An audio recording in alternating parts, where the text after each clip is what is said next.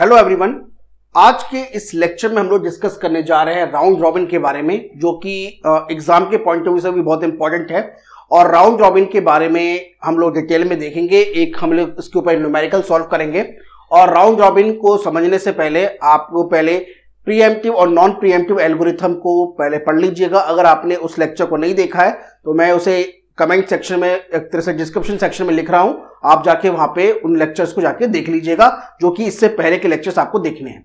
तो आज के सेशन को स्टार्ट करने से पहले मैं आपको बता देता हूं कि जिन स्टूडेंट्स ने अभी तक इस चैनल को, यूट्यूब चैनल को सब्सक्राइब नहीं किया है, subscribe the channel and don't forget to like this lecture, क्योंकि हम जो है आपके लिए कंप्यूटर साइंस में जितने भी सब्जेक्ट्स हैं उनसे, उनके जो बेसिक लेक्चर्स हैं और साथ में एडवांस लेक्चर हैं, उनकी एक पूरी कंप्लीट सीरीज जो है आप लोगों के लिए लेके आ रहे हैं। तो हमारी तरफ से बस आप केवल हमें लाइक करिए, बस हमें आपका बस इतना ही प्यार चाहिए। ओके, तो चलिए आज के इस सेक्शन में हम जो है राउंड रॉबिन को डिस्कस करते हैं। तो प्रीएम्प्टिव एल्गोरिथम राउंड रॉबिन होता है, इसको हम लोग देख चुके हैं।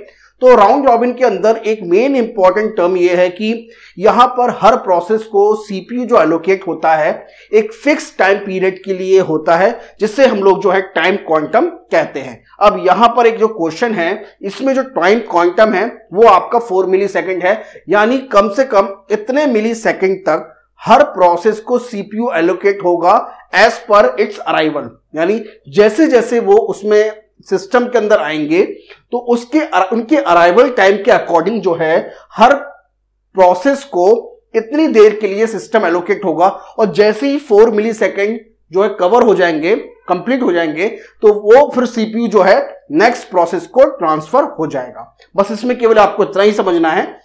तो ये जो है आपका प्रीएम्प्टिव एल्गोरिथम होता है। प्रीएम्प्टिव एल्गोरिथम का मैंने आपको पहले मतलब बता चुका हूं, अगर नहीं पता है कोई बात नहीं, आप जाके उस वीडियो को देख लीजिएगा जिसमें मैंने प्रीएम्प्टिव और नॉन प्रीएम्प्टिव एल्गोरिथम के बारे में आपको बताया है। तो अब यहां पर हम लोग जो हैं इस क्वेश्चन को सॉल्व करेंगे। हमें निकालना है calculate the average waiting time and the average turnaround time. Okay, यहां पर हमें कैलकुलेट करना है। तो उससे पहले अगर आप देखें कि आपको इसे बनाने के लिए, इसे कंप्लीट करने के लिए, इस क्वेश्चन को आपको गैंग चार्ट जो है वो प्रिपेयर करना पड़ेगा। तो चलिए हम लोग जो है सबसे पहले यहां पे गैंग चार्ट प्रिपेयर कर लेते हैं। तो गैंग चार्ट के बारे में मैं आपको बता चुका हूं, तो मैं इसको बार बार नहीं लूंगा, क्योंकि गैंग चार्ट के बारे में हम लोग देख चुके हैं, क्योंकि हमने इससे पहले फर्स्ट कम फर्स्ट सर्व को सॉल्व किया था। तो अब देखिए ये आपका गैंग चार्ट का एक पूरा टाइम पीरियड है, तो इसमें हम लोग देखेंगे। तो अब यहां पर हम लोग जो है इस गैंग चार्ट में इन प्रोसेस को रिप्रेजेंट करेंगे एज पर देयर अराइवल, और कैसे कैसे हम लोग जो है इनको सीपीयू एलोकेट कर रहे हैं। तो 0 मिली सेकेंड पर अगर देखें तो कोई भी प्रोसेस नहीं है केवल ए को छोड़कर। तो जैसे ही ए सिस्टम पे आएगा तो ए को सीपीयू एलोकेट हो जाएगा, और उसका जो बर्स्ट टाइम है कितना है, 5 है, तो उसको 4 मिली सेकेंड के लिए एलोकेट हो जाएगा सीपीयू, क्योंकि ये वो मिनिमम टाइम है जब सबको इस पर्टिकुलर टाइम पीरियड के लिए सीपीयू एलोकेट होना है। तो 4 मिली सेकेंड के लिए ए को मिलेगा। जैसे ही ए जो है काम को अपने 4 मिली सेकेंड उसके स्पेंड होंगे, नेक्स्ट जो है हम लोग बी को दे देंगे, देन नेक्स्ट सी को देंगे, देन डी को देंगे। तो चलिए इस क्वेश्चन को करते हैं पहले। तो टाइम क्वांटम पहले जो है ए का सबके लिए 4 मिली सेकेंड है, तो 0 से लेकर 4 मिली सेकेंड तक कंप्लीट होता है। अब यहां पर हम लोग जो है ए को देते हैं और ए का 4 मिली सेकेंड तक मिलता है। अब जैसे ही ए को 4 मिली सेकेंड तक मिला तो इसका जो रिमेनिंग टाइम है कितना बचा है, 1 बचा। मैं स्लैश लिख रहा हूं क्योंकि मुझे 1 की जरूरत नहीं होगी, मैं इसे थोड़ी देर में रब कर दूंगा, क्योंकि मुझे इस 5 की वैल्यू मुझे चाहिए, इसलिए। क्योंकि वेटिंग टाइम को कैलकुलेट करने के बाद जब हम लोग जो टर्न अराउंड टाइम कैलकुलेट करते हैं तो waiting time plus burst time मिलाकर जो है वो हमारा टर्न अराउंड टाइम बनता है। तो उसके लिए मुझे यह है 5 चाहिए। देन इसके बाद हमने बी को दिया। अब बी भी एटलीस्ट 4 मिली सेकेंड तक सीपीयू वो उसको मिलेगा, बट बी का जो बर्स्ट टाइम है वो 3 है, तो उसे केवल हम लोग 3 मिली सेकेंड तक ही जो है सीपीयू एलोकेट करेंगे बी को। तो बी यहां पर आ जाएगा आपका, और अगले 3 मिली सेकेंड तक यानी 7 तक जो है आपका बी रन करेगा। और उसके बाद जो है बी जो है कंप्लीट टास्क हो चुका है, तो बी के लिए अब हम कुछ नहीं करेंगे। अब नेक्स्ट जो प्रोसेस है वो सी है। तो सी का जो बर्स्ट टाइम है वो 8 है। अराइवल टाइम हमें दे रखा है। इस अराइवल टाइम का जो यूज है वेटिंग टाइम को कैलकुलेट करने में हमारी बहुत ही हेल्प करेगा। ओके, नाउ सी जो है अगले 4 मिली सेकेंड तक, 4 मिली सेकेंड तक, तो यहां पर आपका 11 आ जाएगा। देन आपका डी आएगा, तो डी जो है आपको डी यहां पे लिखेंगे आप अब 11 से लेकर अगले 4 मिली सेकेंड तक, तो यहां पे अब इसके लिए जो रिमेनिंग बचा वो 4 बचा है। प्रोसेस डी जो है वो आ जाएगी और प्रोसेस डी को अगले 4 मिली सेकेंड तक यानी 15 तक, तो यहां पर जो रिमेनिंग है उसका 2 यहां पे लिख देते हैं।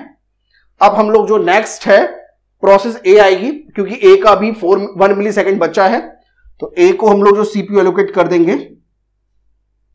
यहां पे 16 हो जाएगा। देन नेक्स्ट जो है वो सीपीयू जो आएगा, सीपीयू एलोकेट होगा वो सी को होगा for the next 4 millisecond, तो यहां पर आपका 20 आ जाएगा और लास्ट में आपके लिए डी बचेगा जो आपके लिए यहां पे 22 हो जाएगा। ओके, तो अब ये आपका गैंट चार्ट जो है वो कंप्लीट हो गया है। आई होप आपको ये समझ में आ गया होगा, नहीं आया कोई बात नहीं, आप मुझे बताइएगा कमेंट सेक्शन में लिखकर।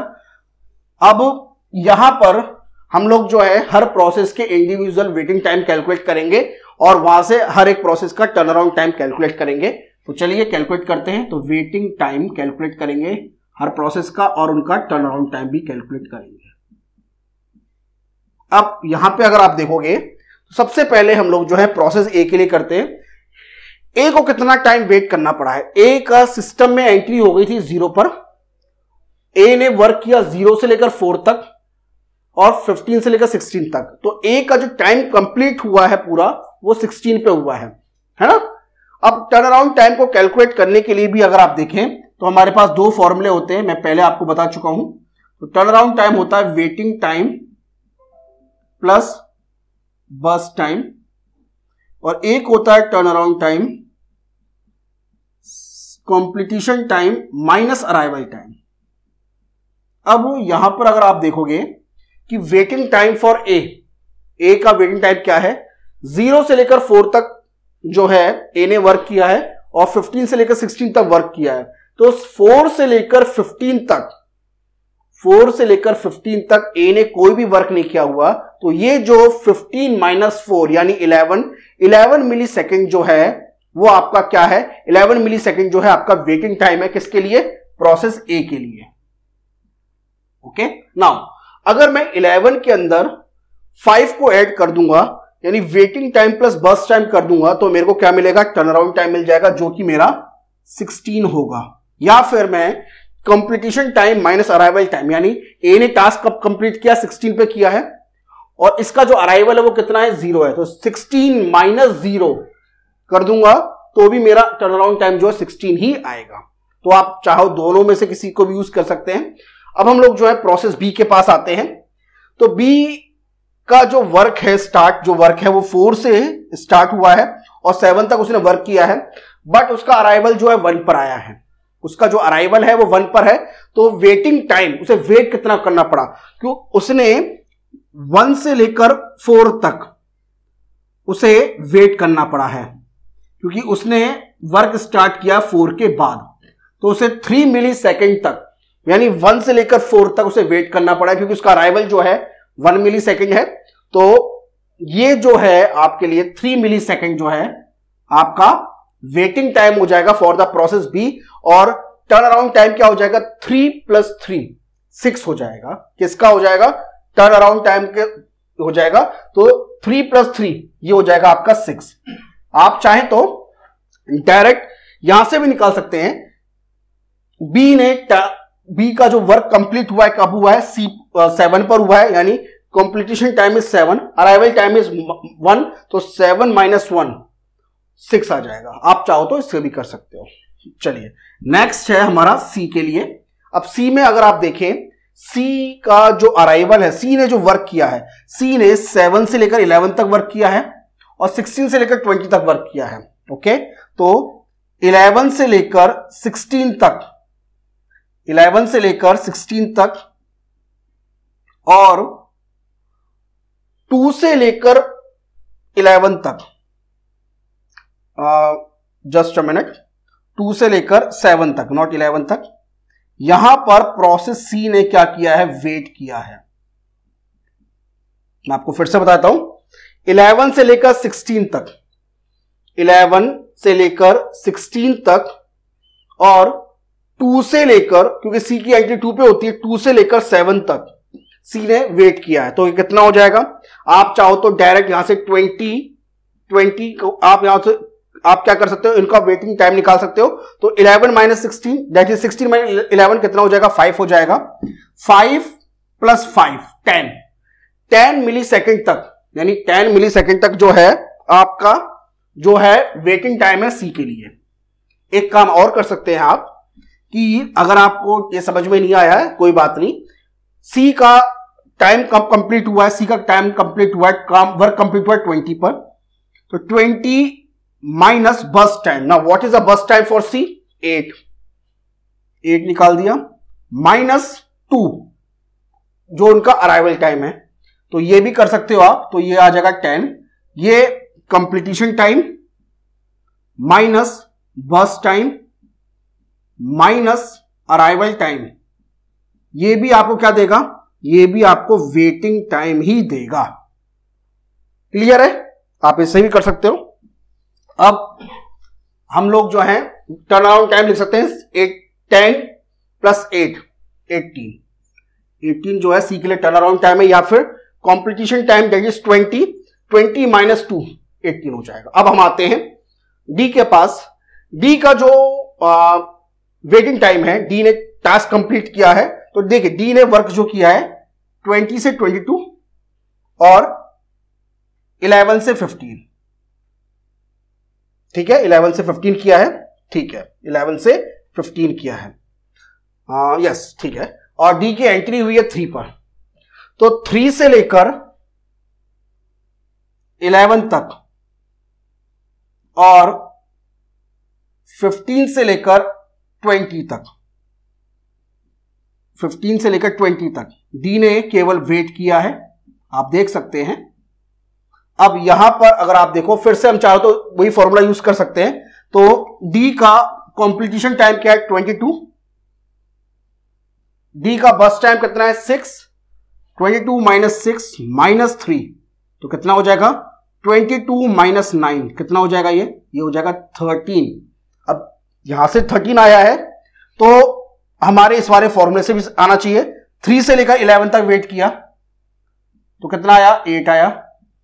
और 15 से लेकर 20 तक वेट किया, तो कितना आया? 5, तो कितना हो गया? 13 हो गया। तो ये 13 जो है ये भी आपका वेटिंग टाइम है, ये भी आपका वेटिंग टाइम है। चलिए अब हम लोग जो हैं वेटिंग टाइम 13, तो टर्न अराउंड टाइम निकालना 13 प्लस 6 क्या हो जाएगा? 19 हो जाएगा। तो ये हमने कैलकुलेट कर दिया। चलिए अब हम लोग एवरेज वेटिंग टाइम कैलकुलेट कर लेते हैं, अब इसकी जरूरत नहीं है। सो इनको ऐड कर लेते हैं।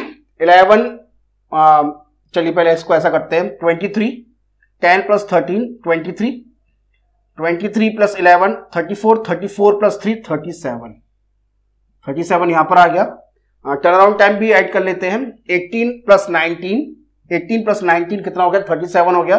37 प्लस 6 43 प्लस 16 59। एक बार फिर से कैलकुलेट कर लेते हैं, कहीं गलती ना हो जाए। 16 plus 6 22 plus 18 40 plus 19 59। 11 plus 3 14 plus 10 24 plus 13 37। ठीक है, अब हम लोग जो है एवरेज वेटिंग टाइम कैलकुलेट करते हैं, which is 37 divide by 4, it is 9.25 millisecond. Average turnaround time 59 divide by 4 कितना हो गया? ये कैलकुलेट करिए आप, 40 और ये हो जाएगा आपका 14.75, क्योंकि अगर 60 होता तो 50 के बराबर होता, 15 के। तो ये आपके पास जो है एवरेज वेटिंग टाइम और एवरेज टर्न अराउंड टाइम आ गया राउंड रॉबिन का। तो आई होप जो है ये आपको लेक्चर जो है समझ में आ गया होगा। अगर कहीं पर भी कोई प्रॉब्लम अगर आती है आपको, तो आप मुझे बताइएगा, कमेंट करिएगा यूट्यूब सेक्शन पे। हम जो है आपका जो भी प्रॉब्लम है वो बताएंगे आपको कि क्या प्रॉब्लम है, और इसके अंदर आपको मैंने एक एक इसमें जो न्यूमेरिकल पार्ट है इसको आप करिएगा।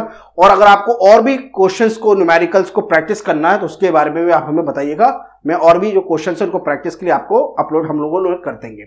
तो स्टूडेंट्स ये तो था आज के लेक्चर के बारे में। और अगर अभी तक आपने इस यूट्यूब चैनल को सब्सक्राइब नहीं किया है, subscribe the YouTube channel and don't forget to like this lecture.